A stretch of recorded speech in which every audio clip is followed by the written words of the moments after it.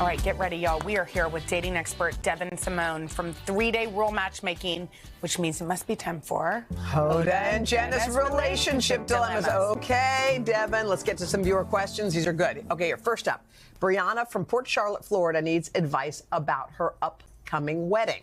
So me and my partner are getting married later this year, and we had decided to keep it close friends and family. But now his parents are inviting people that we don't even know. How do I get my partner to have a conversation with his parents about this?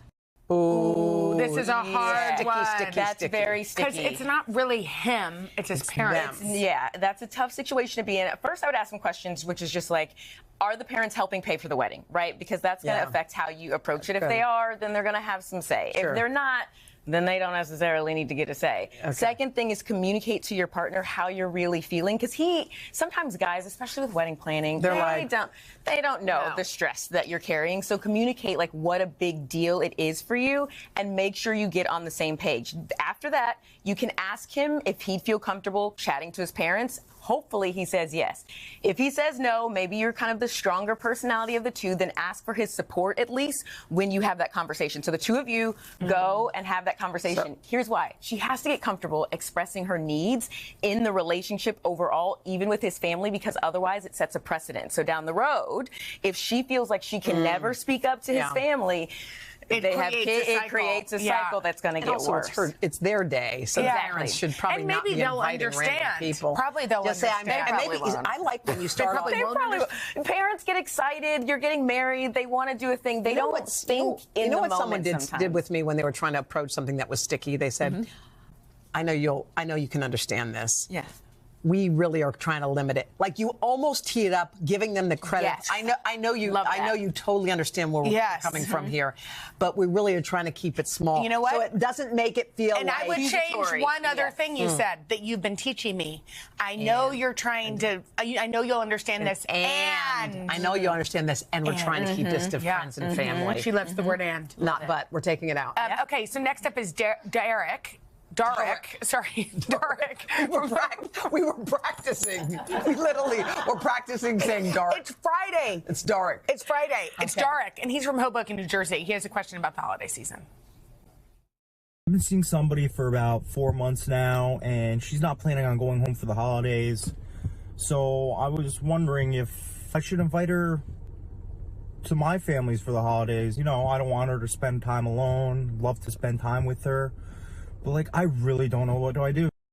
Darek, do you want to invite her? What do you say? Wait, yeah, your instinct was no, which I'm curious. No. If Darek wants to invite her, I said no, meaning I feel sorry for Darek for thinking he can't invite her. I think if he wants to invite her. I think if he wants to invite her, absolutely. First, I would just ask maybe why she's opting out, because some people have things about the holidays. Maybe they want to recharge, so don't assume.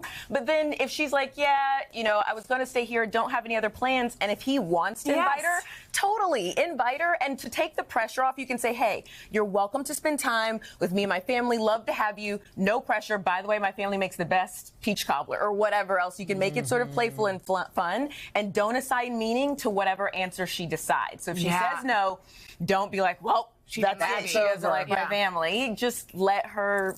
I do think it's curious why he would be confused over whether his girlfriend with no plans would want to come. Well, sometimes people get weird about these timelines. Like some people are like 4 months. Is this too much? We haven't been together a year. Or I know, but I also sort of feel like if he likes her and he wants to invite her, invite her. And if she says, I actually would rather do a alone hang, then good for her. Yeah, exactly. All right, here's lastly, we've got Amira from Honolulu who's got a question about meeting friends at a restaurant.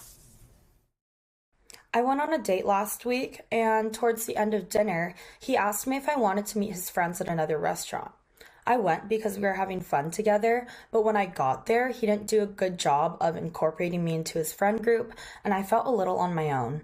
Is that a red flag? Is that I think it's at least a yellow flag. But No. But he didn't make her feel good when he invited her? Some people are more socially aware than others. First of all, he invited her. That's good. Second of all, was it a first date or a fifth date? Because, like, that also is, or have you been together for multiple months, right? Because that's a little different. What's he supposed to do? If it's the first date, he's not going to be like, this is my girlfriend. It may feel a little, like, awkward. Yeah, but she just said he didn't, like, make me feel included. Not that he didn't introduce his girlfriend. But how much effort did she put into being social? Like, and what did she expect? I don't know. We're going to have to ask Mira. But I do think after you've had a full dinner and then you say, come with me, I'm going to meet some friends.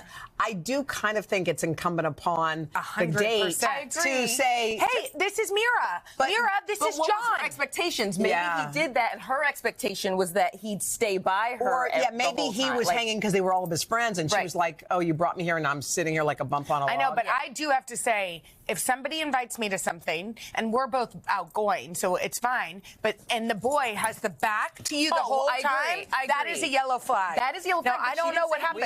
She didn't say that. She just said that he didn't make her feel that included. Well, Well, that's elbowing out. Right. There's that's what I mean. that. That's definitely a red flag. All right. Thank you, Devyn. Thank you, Devyn. If you have a relationship dilemma, tell us about it. Go to HodaandJenna.com and hit the connect button.